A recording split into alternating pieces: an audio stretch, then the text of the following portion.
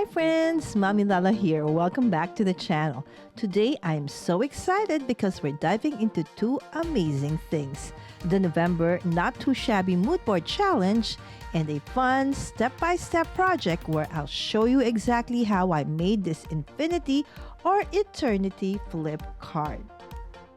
For today's video, I'm going to be showing you two cards. One I did behind the scenes and one that I'm going to show you exactly how I did it from start to finish. Everything that I used are from the Make-A-Wish 6x6 paper pad and its coordinating ephemera die cuts, of course, from the Not2Shabby shop.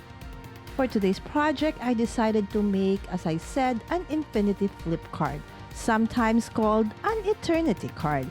If you've never made one before, don't worry because you can actually see through each of the steps I did to create this, and you'll love how magical it feels to open, flip with no end. As a starting point, you do need to have the base for that infinity flip card. Okay, so the easiest or the way to do it is you choose a square card. Okay, so depending on how big you want it to be. So for me, I'm actually starting off with the one that you see right now is actually an 8 by 8 inches by 8 inches base for the flip, and then you folded it into half. Okay, and then you not flip but twist 180 degrees and then fold again into half. Okay, and then after that, okay, once you've folded it, you folded it again into another half. In the end, you should have 16 squares. And once you have all those 16 squares, you fold it into half again, and the middle 4 squares, okay, like the one you see right now, okay, you will cut it off. Okay, this part is very important, my friends, because this one you really need to make sure that everything is on point in terms of it is straight and that you have followed exactly the lines, because if you don't, eventually when you're trying to flip it later on, you're gonna have an issue. All right, so once you have that big square cut out in the middle, you'll end up with 4, 8, 12, 16 squares that goes around it. Okay, so now choose which side you want to start with, but the thing is that upper rightmost square, you put an adhesive onto that. As you can see here, I used a double-sided adhesive. Okay, and then after you've done that, opposite that side, okay, this time around, the lower left corner, okay, of that square, you add another adhesive. Okay, and as you can see here, I doubled it up from double-sided adhesive and then added a little bit of liquid glue and then fold it towards the middle. So now you have the upper right and the lower left. Okay, so you can see I am trying to trim it off. Okay, that is stuck together. Now, you have 2, 4, 6, 8 squares that are visible for you. Now, you go this time around, opposite side, topmost left and then bottom most right side. Do the same thing that you did earlier on. Okay, and this time around, instead of folding it top to bottom, you will fold it left to right and right to left. Eventually, you will end up with the square that is has also 4 smaller squares inside like this. And that is how easy it is to create the base card for this eternity flip card. So as you can see, okay, fold it, okay, turn, fold it in the middle, okay, outside, okay, from the inside going out, okay, and then turn, okay, until, you know, you get tired of it. All right, so now it's time to decorate it. As I mentioned earlier on, I used the paper pad from one of the latest paper pads of Not2Shabby, the Make-A-Wish paper pad with its coordinating ephemera die cut set. All right, so you can see of course, we're going to be twisting and twisting this card, right? So make sure that if you do want to decorate it, that whatever somehow comes, like here, you can see the birds, right, holding the fun. Okay, I had to cut them off. Okay, anything that goes beyond the intersection, okay, the ones that will flip, you make sure that nothing is adhered, otherwise it's gonna flip. So what you do is you can cut it, right, and then adhere it as close to the edges as possible, so you can still have that image or that scene that you want. So do not prevent yourself from decorating your card just because it has to flip. You can always cut in between any of the images, okay, and just make sure that it's not gonna stick together as close to it as you want, like if it's not cut, but still, okay, you can still see the image as it's supposed to be. All right, so we will be decorating 4 panels of this Eternity flip card because we actually have 4 panels. This is the second one. All right, so, and then just like before, I chose something that I want to use as the focal point. Okay, again, if something it goes beyond the intersection, just cut it off and then just adhere it onto the other side. Okay, so you see here, okay, that I adhered it over there, but remember, this will flip, right? So all of those all of those lines in the intersection has to be able to flip. So if you are watching, you would see that what I did wrong here was that I didn't cut, all right, that I only cut it horizontally. Okay, although the cake, I did cut the cake. So you'll see here when I flip, okay, I'll try to flip.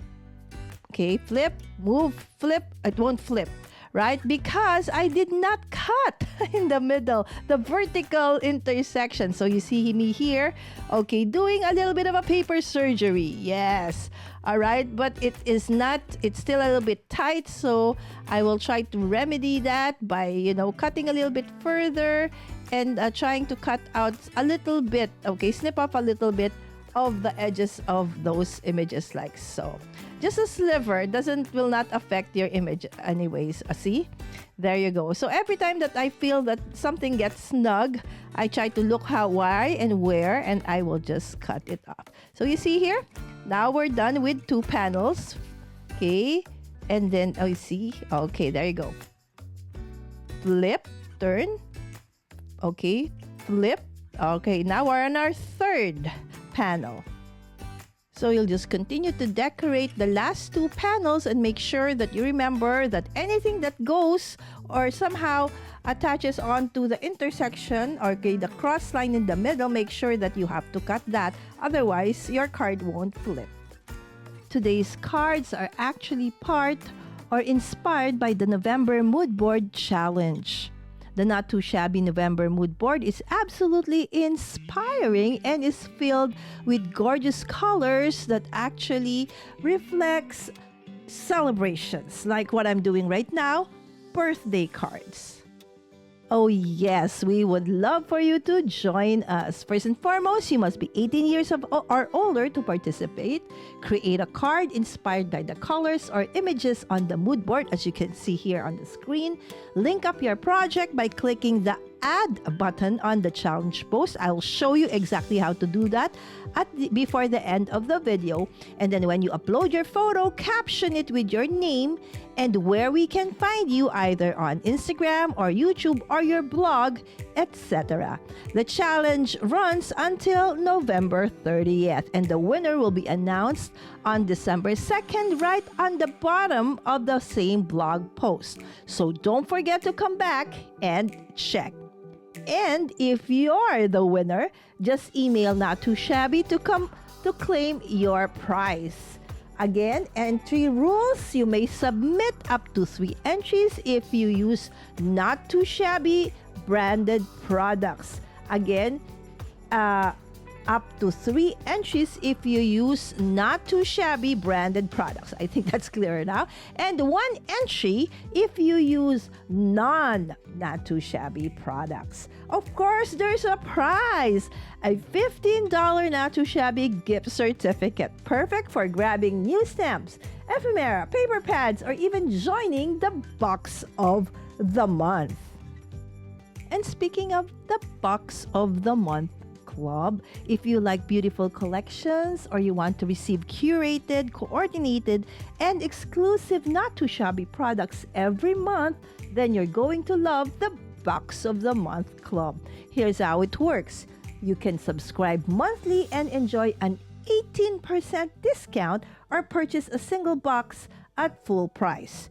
Each box contains a treasure trove of card-making goodies, usually 2 full paper pads, 3 stamp sets, 2 packs of ephemera, and every month is different with a retail value of over $78. Please note though that coupons cannot be applied to subscriptions and shipping is $11.94 via USPS. Your first payment is charged on the day you subscribe, and the next payments are charged every 30 days. You can cancel anytime except the last 10 days before your next shipment. And remember, quantities are limited. Once a box is sold out, it's gone. So if you are someone who loves coordinated crafting, seasonal themes, and discovering fresh inspiration every month, this is truly a fantastic value. And here is our finished card. For each flip section, I created a mini scene. I layered the paper pads and added some ephemera onto it. Indeed, infinity cards give you 4 canvases, so each flip feels like turning a page in a tiny handmade storybook. Now for easy shipping, of course, you can use what you created. Like in this case, I started with an 8x8 base for my infinity card, which eventually is just perfect for you to use or to attach to an A2 size card. Okay, so I just made a notch at the top and upper left and lower right, okay, of my card base for an A2 size card, and added a little bit of sentiment onto the bottom. So you see, in the end, you'll still end up with an A2 size card, which is not really hard to actually ship. And unless you actually use foam, which for me, I do not recommend because this is a flip card. It's gonna somehow probably catch. So as flat as you can, maybe layer 1 or 2 pattern paper or ephemera items or die cut pieces. That will be more than enough. So to add texture and interest to your card, you can easily add, some enamel dots, which you can actually find also on the Not2ShabbyShop, bits of ribbon and twine, and then fuzzy cut icons if you want, and of course sentiments, okay, which can be found in the ephemera pack, or you can create your own.